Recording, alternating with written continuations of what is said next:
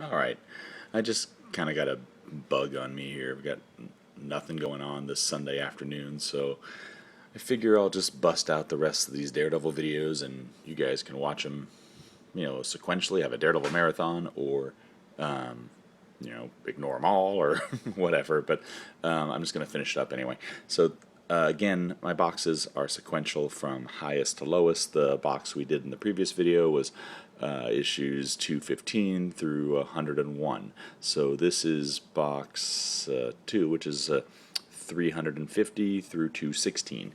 At this point, I think Daredevil stops on 350 and then starts up on the Kevin Smith run, and then finishes somehow in the 500. So Marvel's constantly renumbering and restarting stuff. This no significance about this issue that I am aware of. There's 350. Let's scoot this over. 349, 48. Oh, look, I'm missing 46 or 47. Huh. So there's 46, 345. Well, you learned something. 344. 43, 42, 41. Again, I'm like, I don't remember even reading these. So I can't tell you if these are good or not good. They win by default that they were Daredevil issues, so they came home. But I do remember vivid times when I was buying Daredevil comics and I was simply pot committed, like, this just looks like crap to me. It's always kind of disappointing, too, when a character has such good runs and then switches over. I did actually kind of like him in this black costume for like a while. Almost every Marvel character decided to switch to a black costume. Like Captain America was U.S. agent at the same time. Spider-Man went back to the black suit. Thor was that Thunderstrike guy during this. The Human Torch was wearing a jacket because he was cold. Hulk was gray. I remember there was an ad like in Marvel Age where it was just showing every one of their characters switching to a black costume. I did kind of like these McDaniel art style. Basically, it was Daredevil team up, because he's got Gambit, Iron Fist, Robot Man, Captain America.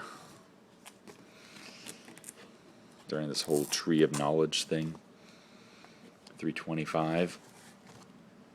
324. They're kind of stylized covers. They're kind of neat, almost Magnolia-esque.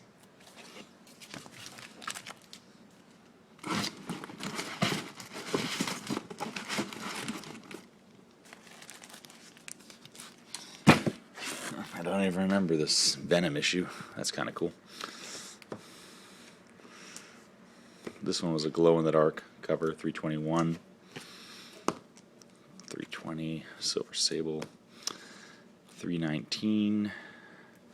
This actually had a second print where they photo reversed the covers. For a while, this book was hot. It's got Taskmaster, so that's kind of cool, but just looks like Assistant Editor's Month cover.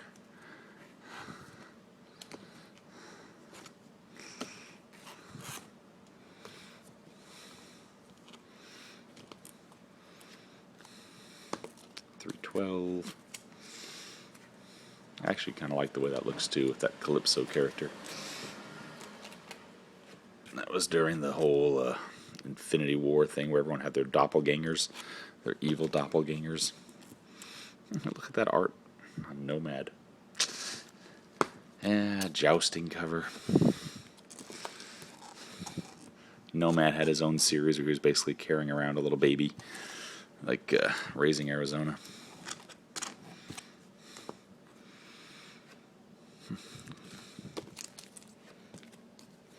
This is, if you're a Daredevil fan, you've got to get this stuff because you're a completist, I suppose, but man, just like that's a chunk of unenjoyable issues here.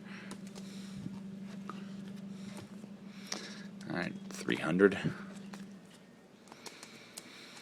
Basically, this Last Right storyline is the opposite of Born Again, where he takes down the Kingpin.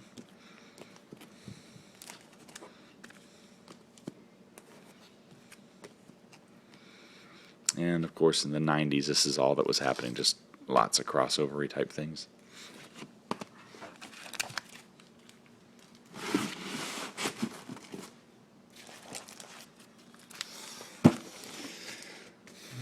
Kind of like those other Punisher covers we saw before.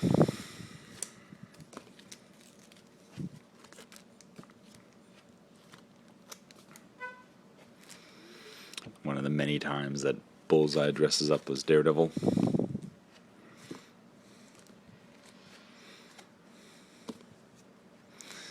There he is, wreaking havoc, tricking the police.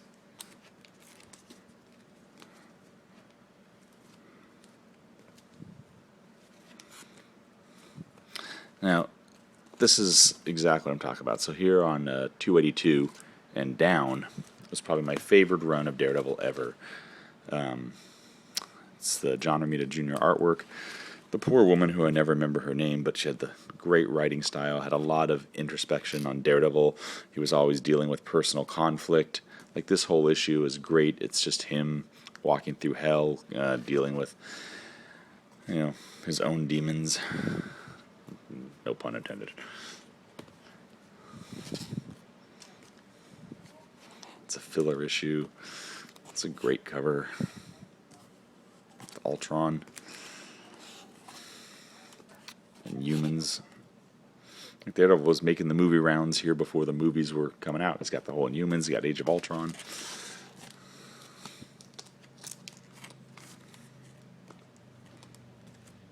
This is the first appearance of Blackheart, which is Mephisto's son. This is a good episode too. This one was great too. Another introspection, Daredevil dealing with his personal conflicts.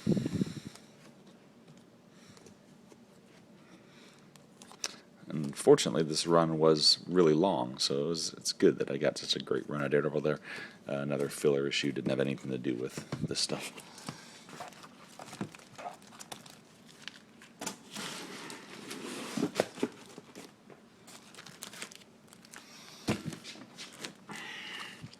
Alright, 263, 262, part of the Inferno storyline. 261. Like in this issue, I think Daredevil was not to be found, so Human Torch stepped in.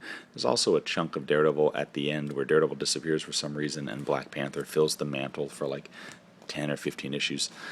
This build-up here, this final Triumph of Typhoid Mary issue, is a really good run, too. It's just basically he goes through all his rogues gallery and just gets beaten down issue by issue by issue until the very end here when Typhoid Mary finishes him off. This Bangle character, it's a filler issue. There he is. For all the Punisher followers with Daredevil, it's 257. 256, so we're getting to the, all these are early appearances of Typhoid Mary. And I was actually going to point this out too, 254 is the first appearance of Typhoid Mary, so we don't know what's going to happen with the Netflix show and the direction these characters are going in, but for you people who are getting first appearances, this book, I don't think it's very expensive, maybe 10-ish, but I think this is an undervalued character. I've said it in other videos before. I have hopes for this character. Her and the Taskmaster, I think, have a lot of potential, so just maybe something to look out for.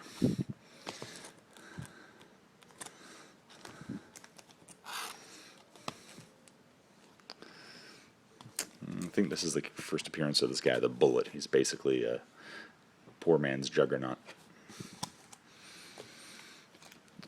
Rick Leonardi cover. It's great. It's got Wolverine battling Daredevil. And the story itself was mediocre, but I like the art on these two covers. Same thing, I like the art on this Alligator cover too. Charles Vess. Is that right? This guy was appearing in Spider-Man 229 and 300 for a little bit, this Chance guy.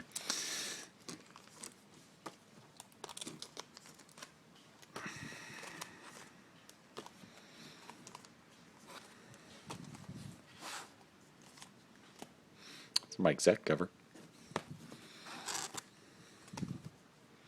Art Adams cover. Another Art Adams cover. It's got Sabretooth, Claw. See, again, ahead of the movie franchise.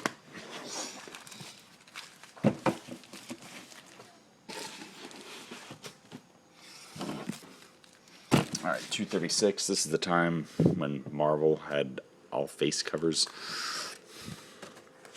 235, Mr. Hyde. This is the end of the Born Again storyline, so I mean, this is pretty much the definitive. If you're going to read Daredevil, I mean, I guess you have to read Man Without Fear, which is kind of his origin, but and what the Netflix was based off of, but the Born Again is by far the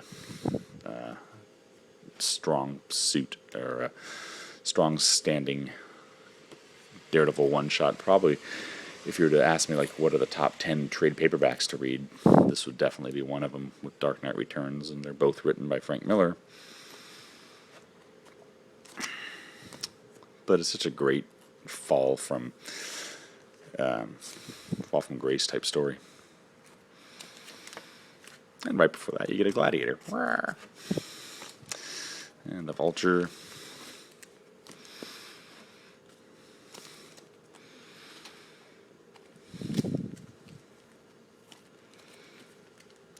Alright. It's got a good cover. 220. 219. 218. Barry Windsor Smith cover. 217. This is actually a good issue too. 216, where he fights this guy called the Gale. He's basically just a kind of a Jack the Ripper type story. Anyway, I'm going to stop the video there at 11 minutes. I am going to do the third box, which has the Kevin Smith run in it, but we'll make it another video. Okay?